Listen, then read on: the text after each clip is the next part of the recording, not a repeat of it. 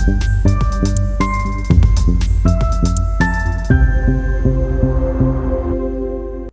rohama dihamu dohot dami sian Tuhan debata amata dohot sian anakna Tuhan Yesus Kristus. Amin. Shalom, Bapak Ibu saudara-saudara yang terkasih di dalam Kristus Yesus. Firman Tuhan yang menyapa kita untuk hari ini, yang menjadi renungan bagi kita untuk hari Sabtu tanggal 29 Oktober 2022, tertulis di dalam 2 Tawarik pasal 18 ayatnya yang ke-13, dan saya akan membacakan untuk kita sekalian. Begini firman Tuhan. Tetapi Mika menjawab, demi Tuhan yang hidup, sesungguhnya apa yang akan difirmankan Allahku, itulah yang akan ku katakan. Sekali lagi saya akan membacakan.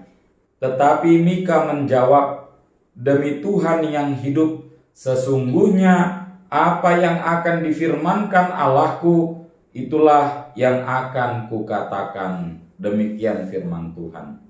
Bapak Ibu saudara-saudara yang terkasih dalam Kristus Yesus, di kalangan anak muda, di kaula remaja, sangat senang mendengarkan ramalan bintang, mengikuti zodiaknya masing-masing sesuai dengan tanggal dan bulan kelahirannya. Ketika ramalan zodiaknya memberikan hal-hal yang menarik baginya, tentu itu akan dipercayai. Dan bahkan hal-hal yang buruk sekalipun yang tertulis di ramalan bintang atau zodiak itu juga yang mau diikuti oleh kaula remaja. Dan bisa jadi kaum bapak dan ibu juga ada beberapa di antara kita mungkin yang masih mengikuti atau mempercayai hal-hal demikian. Ramalan zodiak, ramalan garis tangan, dan lain sebagainya, mengharapkan ada kebaikan dan mengikuti apa yang dikatakan. Bapak Ibu saudara-saudara yang terkasih dalam Kristus Yesus, orang yang mencari ramalan dan orang yang mencari kehendak Tuhan adalah satu pekerjaan yang sedang mencari yang dapat menyenangkan hati. Demikianlah yang terjadi dalam kitab 2 Tawarik ini, yang menjadi renungan kita pada pagi hari ini, di mana Ahab seorang raja, karena lebih suka mendengarkan ramalan, membuat dia tidak suka mendengarkan suara Tuhan. Ramalan-ramalan tersebut pada akhirnya menyingkirkan firman Tuhan, menggoyahkan iman dan pengharapan seseorang ketika dia lebih mempercayai ramalan tersebut, dan ia tidak mempercayai dan tidak mau mendengarkan firman Tuhan yang menjadi landasan dalam kehidupannya. Ini harus diwaspadai. Kita harus berhati-hati atas maraknya hal-hal yang membuat kita terjerumus dalam dosa dan menjauhkan diri kita, menjauhkan iman dan pengharapan kita dari Allah. Bapak Ibu saudara-saudara yang terkasih dalam Kristus Yesus, itu sebabnya setiap kali Raja Ahab mau membuat sesuatu, dia tidak memanggil nabi yang disukai oleh Allah, melainkan ia mengangkat nabi yang mau mendengar dan menuruti perintahnya. Itulah yang terjadi dalam nas ini, di mana Ahab berkolaborasi dengan Yosafat.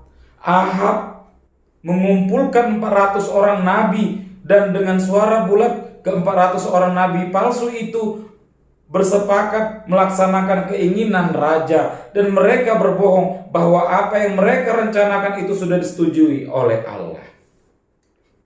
Hati-hati Bapak Ibu saudara-saudara yang terkasih. Di sekitar kita pada saat ini, di lingkungan kita tempat tinggal, di lingkungan kita tempat kita bekerja, dan dimanapun, telah banyak nabi-nabi palsu yang mengatasnamakan utusan dari Allah. Dan banyak Orang yang mengatakan pembawa firman sekalipun mengatasnamakan dirinya adalah dalam tanda kutip pendeta dan lain sebagainya, mereka mengatakan firman Tuhan, tetapi justru menyesatkan orang lain dengan ajaran-ajarannya. Begitu juga dengan ramalan-ramalan.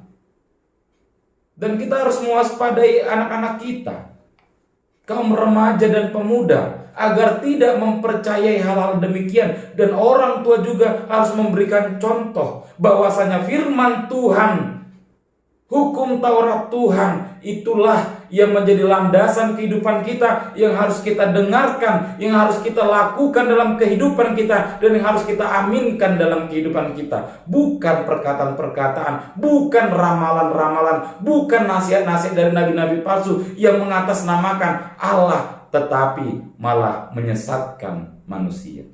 Bapak, Ibu, saudara-saudara yang terkasih dalam Kristus Yesus, Mika takut akan Tuhan.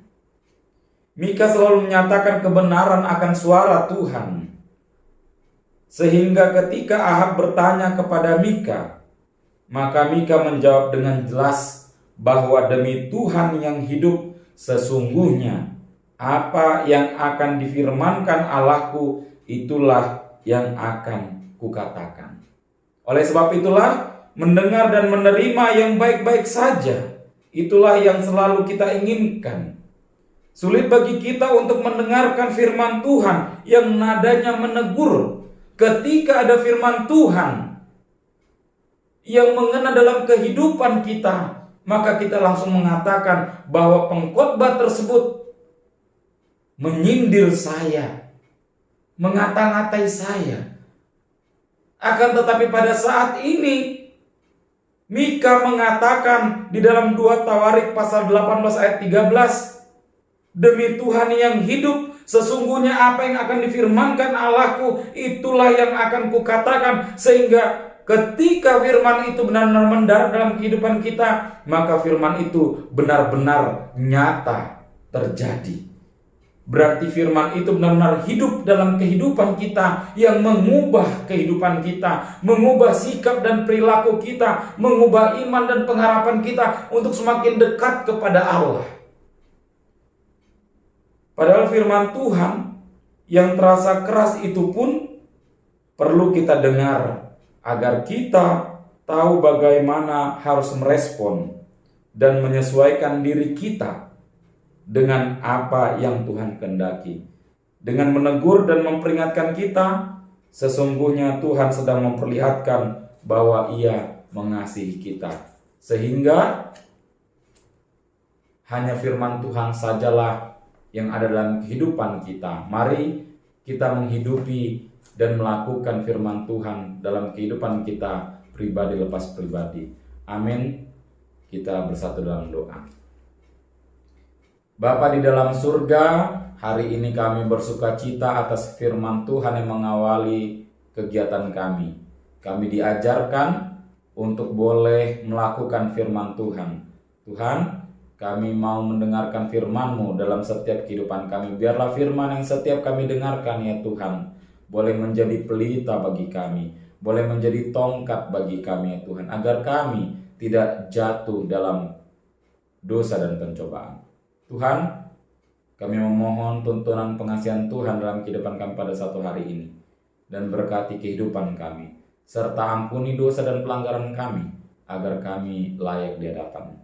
Terima kasih ya Tuhan, di dalam nama anak-Mu Yesus Kristus kami berdoa dan mengucap syukur. Bapa kami yang ada di surga, dikuduskanlah nama-Mu, datanglah kerajaan-Mu, jadilah kehendak-Mu di bumi seperti di surga. Berilah kami pada hari ini makanan kami yang secukupnya, dan ampunilah kami akan kesalahan kami, seperti kami juga mengampuni orang yang bersalah kepada kami. Dan janganlah membawa kami ke dalam pencobaan, tetapi lepaskanlah kami daripada yang jahat. Karena Engkau yang mempunyai kerajaan dan kuasa dan kemuliaan sampai selama-lamanya. Amin. Anugerah dari Tuhan kita Yesus Kristus, damai sejahtera dari Allah Bapa, dan persekutuan Roh Kudus itulah yang menyertai engkau sekalian. Amin.